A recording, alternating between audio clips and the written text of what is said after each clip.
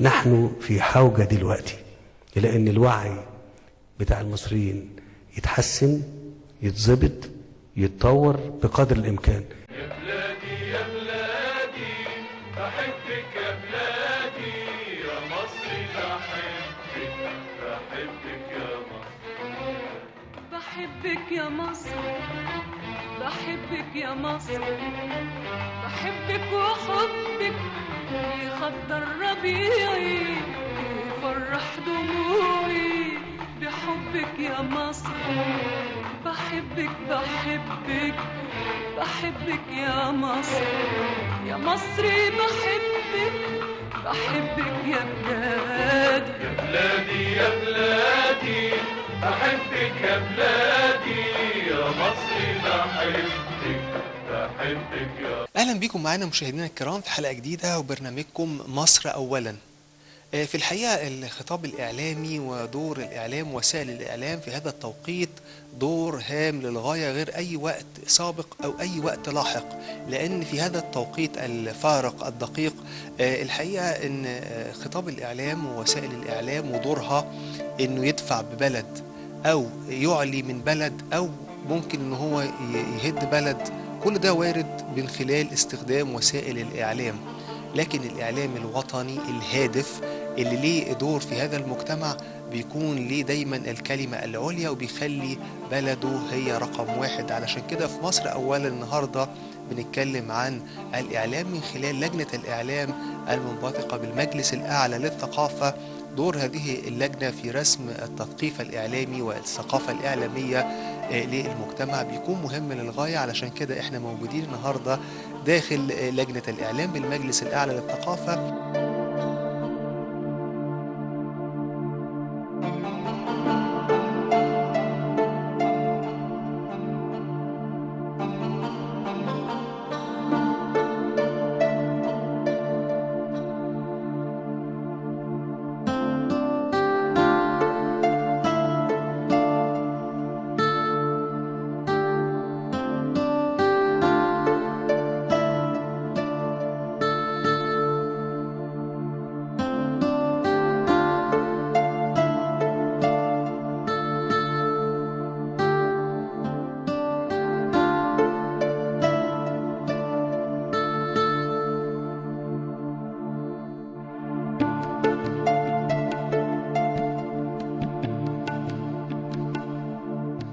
كان اللقاء دعت إليه لجنة الإعلام بالمجلس الأعلى للثقافة وبحضور السيد رئيس اتحاد الإذاعة والتلفزيون الأستاذ عصام الأمير، وبحضوري وزير الثقافة، وبحضور عدد كبير من الإعلاميين. وكان النقاش فيها كيفية التعاون بين الإعلام والثقافة فيما يتعلق بالإعلام. هم منفتحين جدا ومستعدين، السيد عصام الأمير السيد رئيس التلفزيون قالوا هذا الكلام، ونحن أيضا مستعدون للتعاون.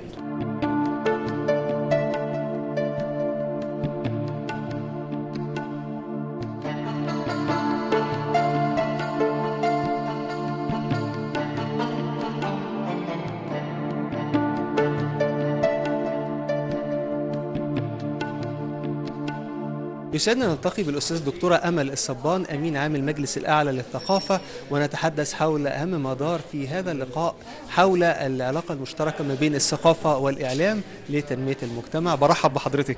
أهلا وسهلا بحضرتك. أهلا بحضرتك، والحقيقة سعداء بلقائنا هنا في المجلس، ونحب نقول أهم ما دار النهاردة ما بين الأستاذ عصام الأمير رئيس اتحاد الإذاعة والتلفزيون القائم بأعمال وزير الإعلام والسيادة الوزير حلمي النمنم.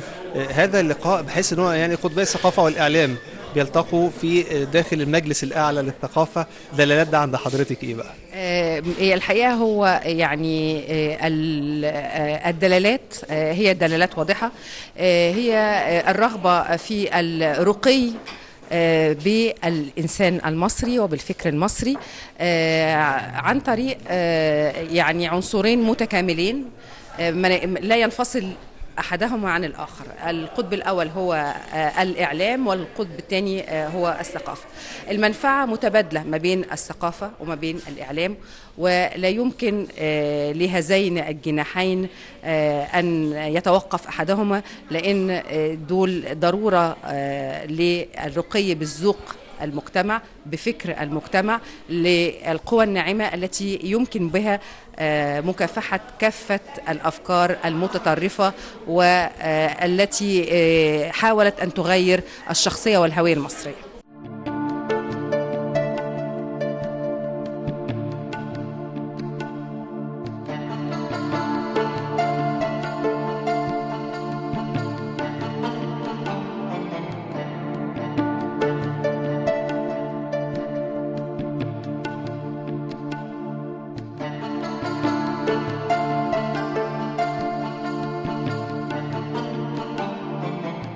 دور المجلس الأعلى للثقافة أصبح بيتخطى جدران المجلس ويصل إلى الناس المثقفين، وأيضا في دوره في عملية التثقيف للشباب، لأن مكافحة الإرهاب يأتي من التثقيف. رأي حضرتك؟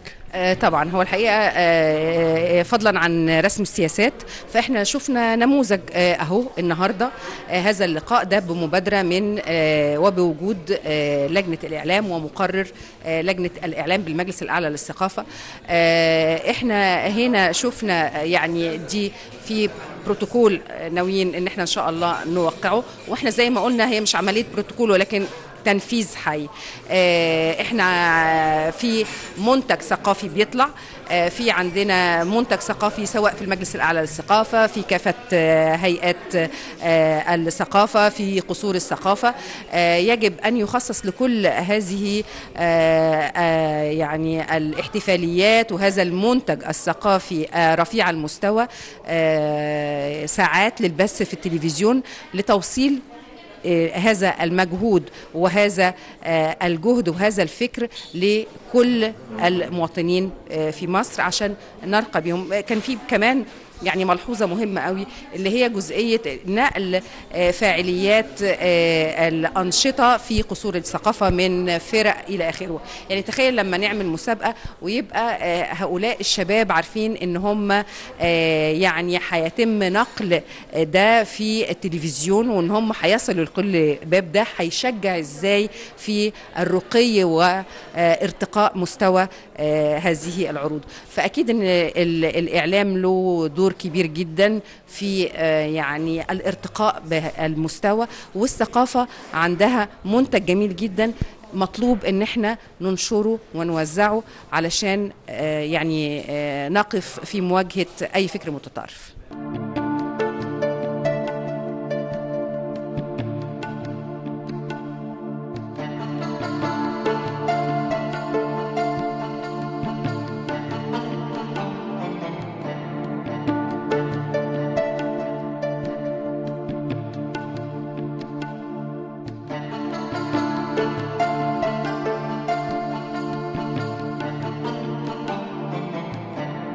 سعدنا نلتقي مشاهدينا الكرام مع الكاتبة الصحفية نائب رئيس تحرير الأهرام الأستاذة سحر عبد الرحمن، عضو المجلس الأعلى للثقافة لجنة الإعلام. برحب بحضرتك. أهلا بحضرتك. أهلا بك.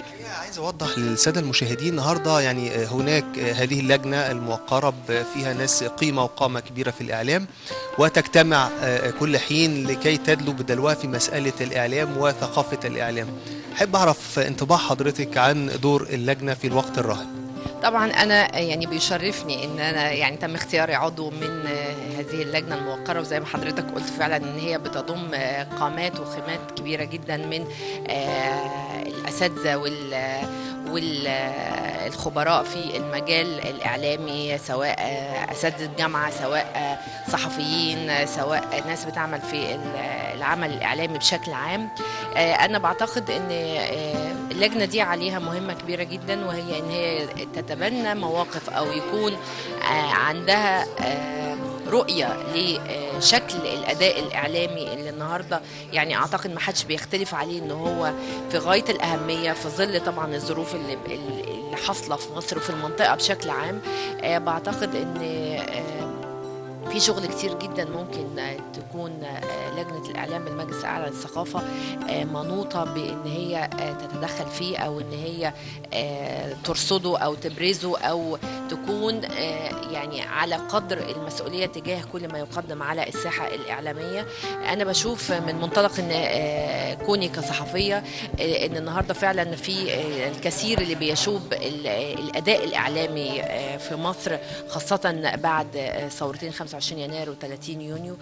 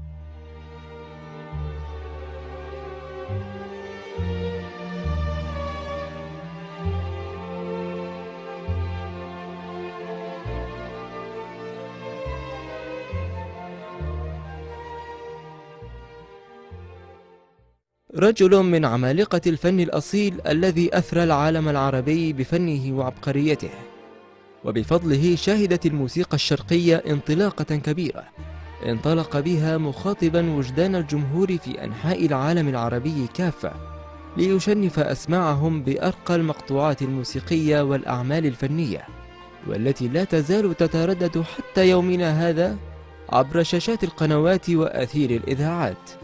هذا العملاق هو الموسيقار محمد عبد الوهاب، الرجل الذي وقف له الفن احتراما وتبجيلا، فخصص له معهد الموسيقى العربية متحفا يجمع بين عبقريته وعراقة تاريخه. عند مدخل هذا المتحف ستجد ملصقا يعبر عنه في مراحله الثلاث: الطفولة والشباب والشيخوخة، كما ستجد بداخل المتحف صورا لمنزله الذي كان يعيش به، وجزءا يضم معظم مقتنيات محمد عبد الوهاب.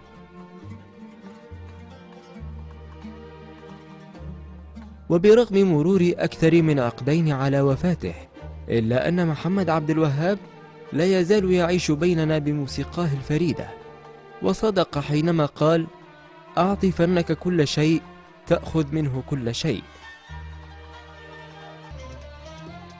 هنا على هذه الخشبة اجتمعت كل أصول الفن، فبالمقارنة مع كل المسارح المصرية يعتبر المسرح الكبير هو الأكبر والأجمل والأكثر بهاءً، حيث تم تصميم المسرح الكبير لاستيعاب 1300 مشاهد، ويرتفع إلى 4 مستويات، منها 3 مستويات دائرية مرتفعة عن مستوى قاعة المسرح الأرضية.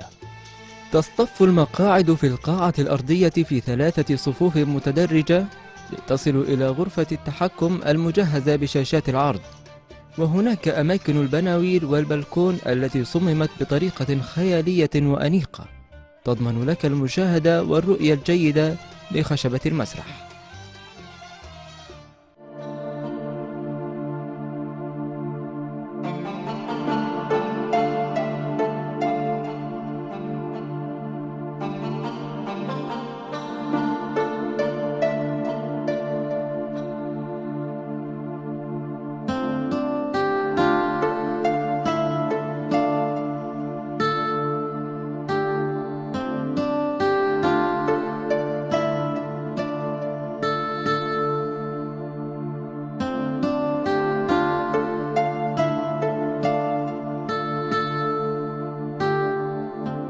لقاءنا مشاهدينا الكرام مع مدير تحرير أخبار اليوم الأستاذ رفعت فياض الكاتب الصحفي الكبير. أهلا بحضرتك معنا. بيك يا دكتور محمود، أهلا وسهلا. الحقيقة في هذه اللجنة دايما بنشوف حضرتك يعني إيه تنتظر للآخر، وفي الآخر يعني كما يقال إنك تخرج علينا بالجديد في الأمور. نحب نعرف رأيك في أداء تقييم لجنة الإعلام في هذا التوقيت، خاصة وهي تعمل على مسألة الثقافة الإعلامية والتثقيف الإعلامي. رأيك في التثقيف الإعلامي إيه في الفترة دي؟ شوف، يمكن سؤال حضرتك ده مهم جدا، لأنه بيعبر من وجهة نظري عن أهم وأخطر لجنة من اللجان التابعة للمجلس الأعلى للثقافة، وهي لجنة الإعلام. لأن الإعلام هو الدور الأساسي في تشكيل وجدان الأمة، ودور دلوقتي أهم وأخطر من دور المدرسة، بعد أن ترك كثير من الطلاب والتلاميذ مدارسهم واتجهوا إلى الدروس الخصوصية والتعليم الموازي، فلم تعد هناك عملية التثقيف ولم تعد هناك عملية التربية الكافية في المدارس. ما بال حضرتك بقى كمان بالنسبة للإعلام ووسائله المختلفة، سواء في التلفزيون في المقدمة، ثم الإذاعة، ثم الصحافة التي بدأت تقوم بهذا الدور بشكل جيد لتشكيل وجدان الأمة بكل طوائفها المختلفة وبكل الأعمار، المفروض أن تكون بشكل صحيح.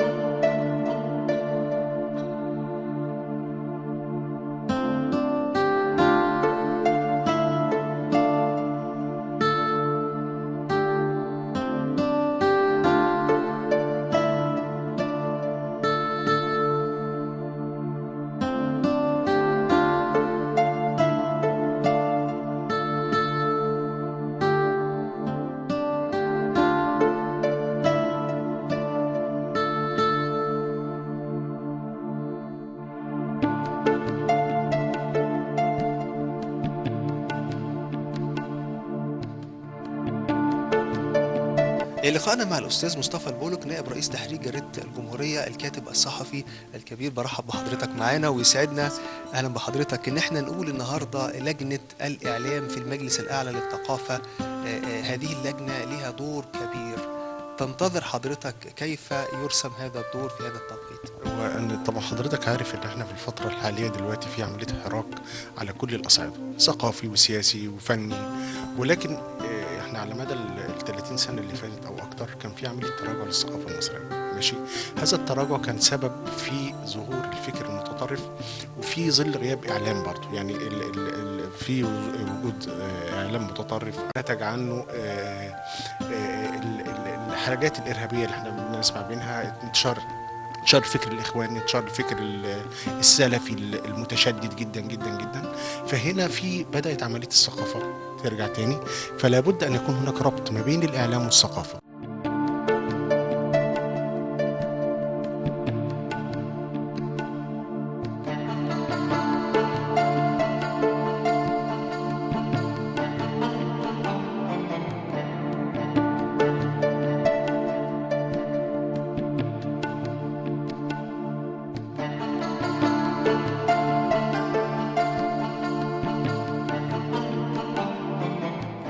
بشوف ان في تحديات كبيرة جدا بتواجه مش بس كمان الدولة ومش بتواجه البلد، لا بتواجه الناس نفسها، فإن حصل كتير من الفوضى في الأداء الإعلامي اللي احنا النهاردة بنشوفه.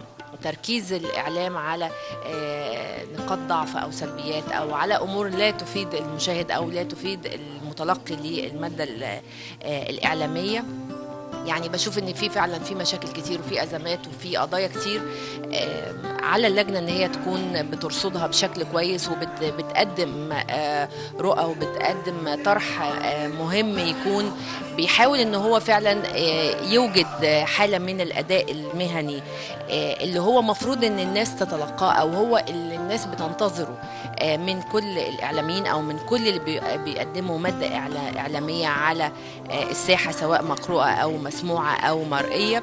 بتمنى ان احنا نقدر ان احنا فعلا نضيف اي شيء للمتلقي، لان هو النهارده زي ما حضرتك عارف يعني يقال ان الصحافه ديت هي يعني بتقدم تنوير، بتقدم فكر، بتقدم خبر، بتقدم كل ما يفيد الناس، بتقدم ثقافه، يعني النهارده محدش يقدر ان هو يتجاهل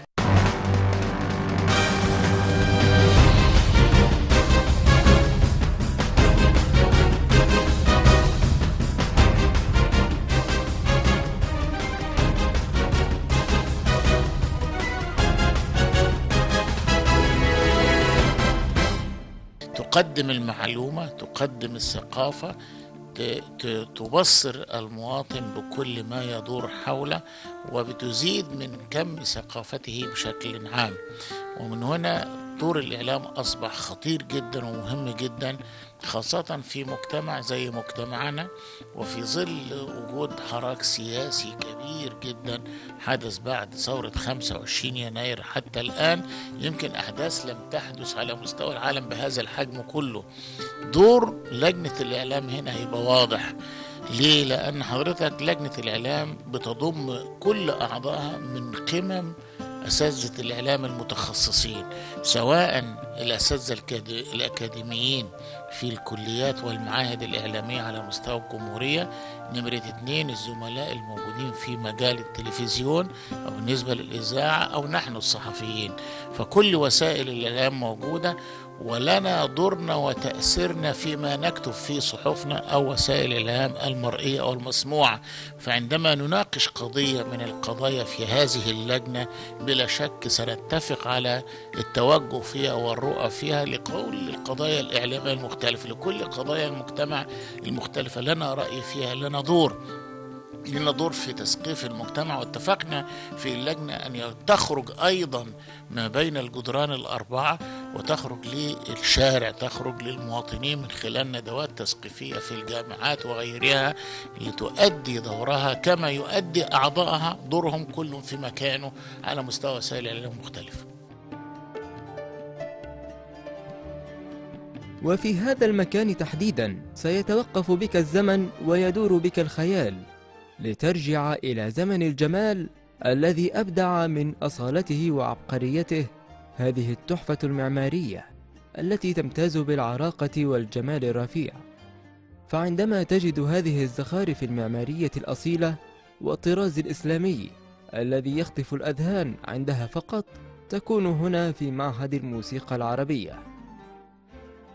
وعند تخطيك لهذا الباب العتيق الذي يحمل وراءه أجمل فنون الخشب والأرابيسك، ستنتقل فورا إلى عالم آخر، عالم مملوء بأصالة الفن والروح المصرية الفنية العظيمة، حيث المسرح الملكي والذي يتسع ل300 شخص، وتم تصميم المسرح بالكامل بشكل يعكس مدى اهتمام الدولة آنذاك بأدق التفاصيل المتعلقة بالفنون.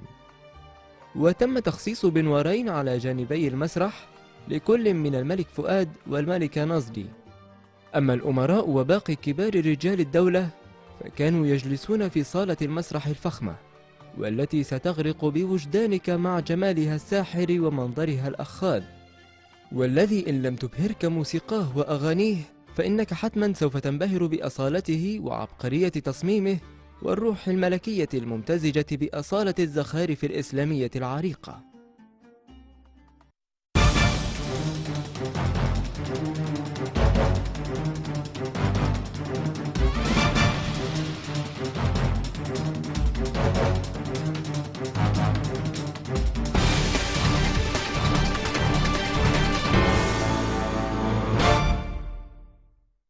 ده دور اللجنه اللي بتقوم بيه. تمام. احنا بنضع كل القضايا الشائكه او الثقافيه، فاهم ازاي، بنسخها في اطار اعلامي بتوصل لوسائل الاعلام بشكل كويس جدا. تمام. كمان في انت لو تشوف مثلا برضو اللي على مدى الفتره اللي فاتت دور الثقافه الجماهيريه اتراجعت، دور المسرح ما اصبحش عندنا مسرح، دور الندوات والاحتفاليات الثقافيه اتراجعت. فعشان نرجع نعيد بده تاني لازم يبقى في تواصل مع الاعلام بشكل كبير جدا. فده دور اللجنه. اللجنه بتناقش كل اجتماع فيها عدد من القضايا الموجودة على الساحة وبتربطها بالشكل الإعلامي. بيخرج بيان من اللجنة، تمام، وتوصيات بتوصل للجهات المسؤولة أو اللي احنا عايزين نخاطبها. تمام. وبنتابع عملية التوصيات دي ايه اللي تنفذ فيها أو ما تنفذ، ماشي، في إطار عملية مواصلة نشر الثقافة المصرية على كل أرجاء القطر المصري.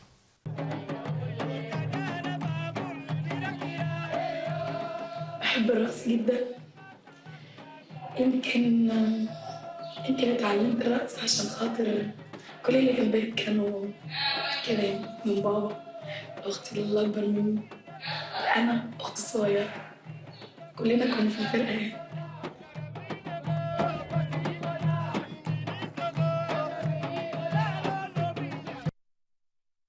بكده بنوصل لختام حلقتنا النهاردة في برنامجكم مصر أولا، وبالأمل والعمل نستطيع أن نخطو خطوات للأمام بالإعلام الجاد الذي يتحد حول هدف قومي موحد. وده كان سبب لقائنا من داخل لجنة الإعلام بالمجلس الأعلى للثقافة. كنتم معنا، أشكركم على حسن المتابعة، وعلى وعد بلقاء قادم جديد بإذن الله في حلقة أخرى جديدة وبرنامجكم مصر أولا، وتحيا مصر.